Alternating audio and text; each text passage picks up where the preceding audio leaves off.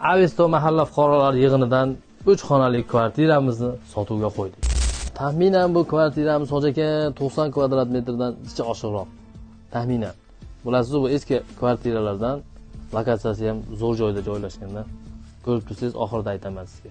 Bu kvartiramizni oshxonasi. Ozgina remontiga e'tibor bermaysiz ho'jaka, olgandan keyin ozgina o'z qaratib olasiz, o'zingizga moslab. Asosiysi bor, ho'jaka, xonalari katta-katta xona. Ben sizga xonalar bilan tanishtiradigan bo'lsam, bu yerda detskiy xonamiz. Bunisi sanuzel, spalni, gastiniy, ya'ni mehmonxona.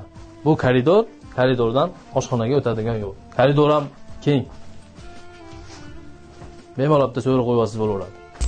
Mana kvartiramiz 2-etajda joylashgan bo'lib, endi men sizga lokatsiyani tushuntiraymi, aka? Davlat xizmatlarini ro'parasida.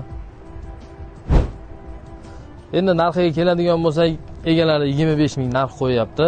Sal ko'yniga qo'l solsangiz tushib beradi o'zingiz. Bek Studio.